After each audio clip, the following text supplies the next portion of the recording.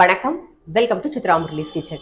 இன்னைக்கு என்ன பார்க்க போறோம் அப்படின்னு பார்த்தீங்கன்னா, தக்காளி கேரட்லாம் போட்டு ஒரு சூப் ஒன்று பண்ண போகிறோம். அதுக்கப்புறம் குடமிளகா வத்த குழம்பு பண்ண போகிறோம், வறுத்து அரைச்சி பண்ண போகிறோம். பெங்களூர் கத்திரிக்காய் கூட்டு, எப்பயும் போல் பெங்களூர் கத்திரிக்காய் தேங்காய் பச்சை மிளகா சீரகம் அரைச்சி வச்சு ஒரு கூட்டு பண்ண போகிறோம். சப்பாத்தி அப்புறம் தோசை இதுக்கெல்லாம் தொட்டுக்கிற மாதிரி உருளைக்கிழங்கும் பட்டாணியும் வச்சு ஒரு கிரேவி ஒன்று பண்ண போகிறோம். ஸோ ஃபஸ்ட்டு நம்ம தக்காளி சூப்புக்கு நான் குக்கர் வச்சுருக்கேன். அதில் ஒரே ஒரு ஸ்பூன் வெண்ணெய் போட்டுக்கலாம். ஒரு சின்ன பீஸ் வெண்ணெய், இதுலேயே ஒரு வெங்காயம், ஒரு 2 பல்லு பூண்டு, ஒரு சின்ன பீஸ் இஞ்சி, அதை அப்படியே சேர்த்துருவோம். அப்புறம் கோஸ் கட் பண்ணி வச்சுருக்கேன், ஒரே ஒரு கேரட் அதையும் சேர்த்துக்கிறேன்.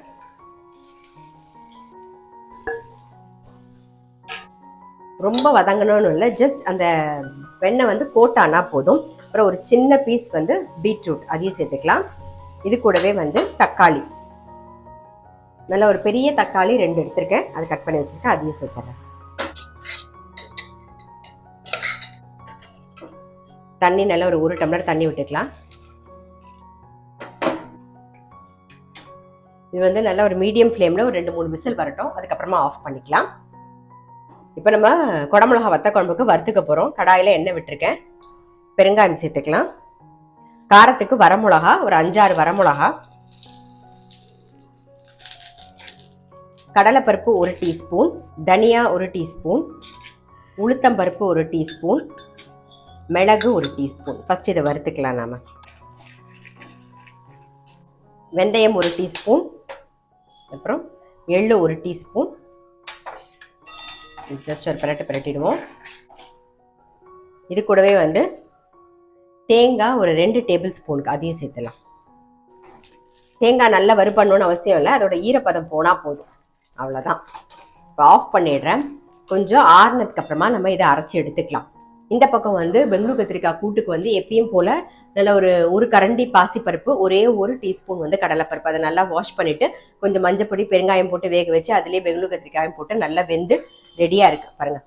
ஸோ வெந்துடுச்சு. இப்போ இதுக்கு எப்பயும் நம்ம அரைப்போம் இல்லையா, தேங்காய் பச்சை மிளகா சீரகம், அதுதான் இப்போ அரைச்சிருக்கேன், அதை சேர்த்துடலாம். நம்ம தேங்காய் பச்சை மிளகா சீரகம், இன்னும் உப்பு சேர்க்கல, தேவையான உப்பையும் போட்டு ஒரு கொதி விட்டுருவோம். கூட்டு அந்த பக்கம் கொதிக்கட்டும். இந்த பக்கம் வத்த குழம்புக்கு வறுத்து வச்சதை எடுத்து அரைச்சி எடுத்துட்டு வந்துடலாம்.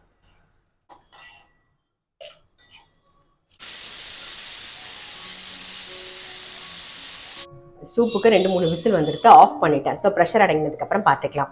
இந்த பக்கம் கூட்டும் நல்லா கொதிச்செடுத்து, ஸோ நம்ம ஆஃப் பண்ணிடுவோம். மேலாக கொத்தமல்லியை போட்டுடலாம். இன்னும் தாளிக்கல, கொஞ்சம் நேரம் கழிச்சு தாளிச்சிடலாம். இந்த பக்கம் கச்சட்டியில் நல்லெண்ணெய் விட்டுருக்கேன், அது நல்லா காஞ்சிடுது. அதுக்கு கடுகு உளுத்தம்பருப்பு ஒரே ஒரு வரமிளகா தாளிச்சிக்கலாம். ஏன்னா நம்ம குடமிளகா போட்டு வத்த குழம்பு தான் பண்ண போகிறோம்.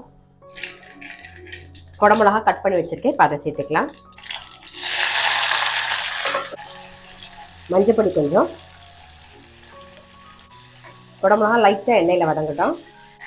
எண்ணெயில் வதங்கிடுச்சு. நம்ம வறுத்து அரைச்சோம் இல்லையா வத்த குழம்புக்கு, அந்த பேஸ்ட்டை சேர்த்துருவோம். அதில் அதையும் சேர்த்து ஒரு மிக்ஸ் பண்ணிக்கலாம். ஒரு மிக்ஸ் பண்ணிவிட்டு புளி தண்ணி நல்லா ஒரு பெரிய லெமன் சைஸில் புளி கரைச்சி வச்சுருக்கேன், அதை சேர்த்துக்கிறேன். நல்லா கொதிக்கட்டும். கருவேப்பிலை கொஞ்சம் சேர்த்துருவோம். மிக்ஸி ஜார் அலம்பி அந்த தண்ணியும் விட்டுருவோம். தேவையான உப்பு, அவ்வளோதான். இது நல்லா கொதிக்கட்டும்.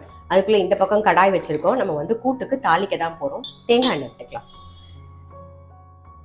1 டீஸ்பூன் தேங்காய் எண்ணெய். எப்பயும் போல் கூட்டு தாளிக்க 1 டீஸ்பூன் தேங்காய் எண்ணெய் விட்டுருக்கோம். கூட்டில் எப்பயும் போல் ஒரே ஒரு டீஸ்பூன் தேங்காய் எண்ணெய் விட்டுறேன், அவ்வளோதான். தேங்காய் எண்ணெய் விட்டுருந்தோலே அது நல்லா காஞ்சிடுத்து. கூட்டுக்கு தாளிச்சுக்கலாம். கடுகு உளுத்தம்பருப்பு சீரகம், கொஞ்சம் கருவேப்பிலை சேர்த்துக்கலாம். அவ்வளோதான், கூட்டு ரெடி. இப்போ வத்த குழம்பு நல்லா கொதிக்கிறது, அதுக்கு வெல்லம் சேர்க்கல, வெல்லம் சேர்த்துருவோம், அவ்வளோதான். வெல்லம் சேர்த்து ஒரே ஒரு கொதி வந்தால் போதும். அது ஒரு கொதி வரட்டும். அதுக்குள்ளே நம்ம சூப்புக்கு ரெடி பண்ணி வச்சுருந்தோம் இல்லையா, அதை நல்லா ஆறெடுத்து இப்போ அரைச்சி எடுத்துகிட்டு வந்துடலாம்.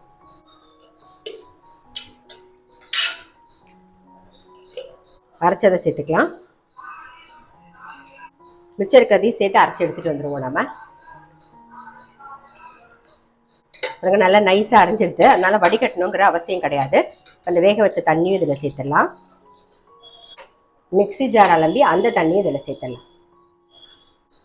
தேவையான உப்பு. ஜஸ்ட் ஒரு கொதி வரட்டும்.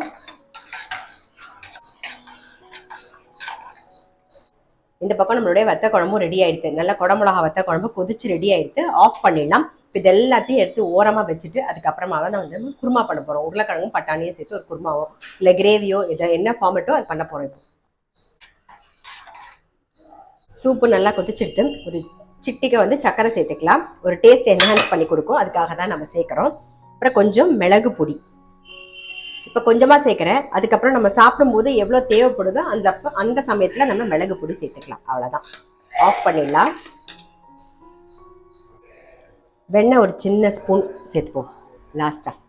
அவ்வளோதான், நம்மளுடைய சூப்பு ரெடி. இப்போ இதை வந்து நம்ம சர்வ் பண்ணும்போது என்ன பண்ண போகிறோம்னா, மேலாக கொஞ்சம் மிளகு பொடி போட்டுட்டு ஃப்ரெஷ் க்ரீம் இருந்தால் அதை ஒரு ஸ்பூன் விட்டுடலாம். மிளகு பொடி கொஞ்சம், அப்புறம் ஃப்ரெஷ் க்ரீம். அவ்வளோதான். ஃப்ரெஷ் க்ரீம் வந்து ஆப்ஷனல் தான், இருந்தால் போடலாம், இல்லைனாலும் ஒன்றும் பிரச்சனை இல்லை.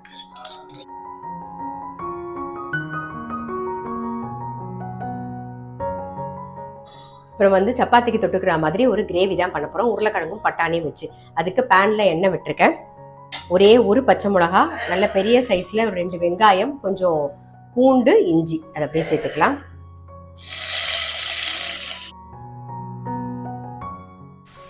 ஒரு 10 முந்திரி பருப்பு, தக்காளி நல்ல பெரிய சைஸில் 2 தக்காளி. இதுக்கு தேவையான உப்பை இப்பவே சேர்த்துடலாம். மஞ்சப்பொடி, தக்காளி கொஞ்சம் வதங்கட்டும். ஏற்கனவே பச்சை மிளகா சேர்த்துருக்கோம். காரத்துக்கு கொஞ்சம் வரமிளகா பொடி, அப்புறம் கொஞ்சம் தனியா பொடி. ஒரு நிமிஷம் வதங்கினா போதும். தக்காளி வெங்காயம்லாம் நல்லா வதங்கி எடுத்து ஆஃப் பண்ணிடுறேன். கொஞ்சம் ஆறுனதுக்கு அப்புறமா நம்ம இதை அரைச்சி எடுத்துக்கலாம். இப்போ வதக்கினது ஆறெடுத்து அரைச்சி எடுத்து வந்துடுவோம். வதக்கினது அரைச்சாச்சு. இந்த பக்கம் பேனில் எண்ணெய் விட்டுருக்கேன். அதில் சீரகம் போட்டிருக்கோம். ஒரே ஒரு பிரிஞ்சி இலை வந்து அரைச்ச விழுதியும் சேர்த்துருவோம். மிக்ஸி ஜார் அலம்பி அதை தண்ணியும் விட்டுருவோம். இது கூடவே பட்டாணியும் போட்டுட்டு அப்படியே மூடி வச்சுருவோம். திறந்து பார்த்துடலாம். பாருங்க, நல்லா வதங்கிடுத்து. பச்சை வாசனை போக நல்லா வதங்கிடுத்து. பட்டாணியும் வெந்துடுத்து. நான் வந்து உருளைக்கிழங்கு வேக வச்சு வச்சிருக்கேன். இப்போ அதை சேர்த்துக்கலாம். நாம காஞ்ச வெந்தய கீரை இலை, கொஞ்சம் கொத்தமல்லி, இது கூடவே கொஞ்சம் வெண்ணெய், அதுக்கப்புறமா கரம் மசாலா பொடி போட்டுக்கலாம். அவ்வளோதான். இதிலே ஃப்ரெஷ் க்ரீம் நல்லா ஒரு 2 டேபிள் ஸ்பூனுக்கு சேர்த்து அப்படியே ஒரு கொதி விடுவோம்.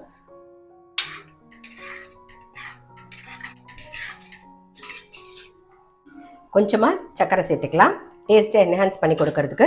இதெல்லாம் சேர்த்து ஒரே ஒரு கொதி வரட்டும். வந்தோடனே நம்ம ஆஃப் பண்ணிடுவோம். ஃப்ரெஷ் க்ரீம்லாம் சேர்த்து ஒரு கொதி வந்தாச்சு. ஆஃப் பண்ணிவிடுவோம். மேலாக கொஞ்சம் வெந்தய கீரை இலை, அப்புறம் கொஞ்சம் கொத்தமல்லி. அவ்வளோதான், நம்மளுடைய சப்பாத்திக்கு கிரேவி ரெடி. ரொம்ப ரொம்ப சிம்பிள், டக்குன்னு பண்ணிடலாம். ஸோ இன்றைக்கி என்ன ரெசிபின்னு பார்த்துருப்பீங்க. குடமிளகா போட்டு வறுத்து அரைச்ச ஒரு வத்த குழம்பு. அந்த மாதிரி ட்ரை பண்ணி பார்க்கலன்னா ட்ரை பண்ணி பாருங்கள். அது நல்ல சுட சாதத்தில் நல்லெண்ணெய் விட்டு பிசைஞ்சு சாப்பிடும்போது ரொம்பவே நல்லாயிருக்கும். கூட்டு ஆஸ் யூஷுவல் எப்பயும் போல் நம்ம வந்து பூஷணி, அதாவது சவுச்சவு கூட்டு தான் பண்ணோம். அது ஆஸ் யூஷுவல் எப்பயும் போல் தேங்காய், பச்சை மிளகா, சீரகம் அரைச்சி விட்டு தான். இந்த வெத்த குழம்பு பிசைஞ்சிட்டு அந்த கூட்டை தொட்டு சாப்பிடும்போது அவ்வளோ நல்லாயிருக்கும். சூப்பு, இது வந்து தக்காளி சூப்பு. இப்போ எல்லாருக்குமே கோல்டாக இருக்கு இல்லையா, நீங்கள் மிளகு பொடி போட்டு சாப்பிடும்போது அது ரொம்பவே நல்லாயிருக்கும். ஸோ தக்காளி சூப்பு பார்த்தோம். அடுத்தது சப்பாத்திக்கு தொட்டுக்கிற மாதிரி ஒரு கிரேவி. இது சப்பாத்திக்கும் நல்லாயிருக்கும், தோசைக்கும் நல்லாயிருக்கும், பராட்டாக்கும் நல்லாயிருக்கும், அதே மாதிரி பரோட்டாக்கும் நமக்கு தொட்டுண்டு சாப்பிடலாம். ரைஸில் கூட மிக்ஸ் பண்ணி சாப்பிடலாம். அதாவது ஜீரா ரைஸ் பண்ணிட்டீங்கன்னா அதுக்கு கூட மிக்ஸ் பண்ணி சாப்பிடலாம். ரொம்பவே நல்லாயிருக்கும். இந்த மாதிரி ட்ரை பண்ணி பார்க்கல அப்படின்னா டெஃபினட்டாக ட்ரை பண்ணி பாருங்கள். நான் அடுத்த வீடியோவில் சந்திக்கிறேன்.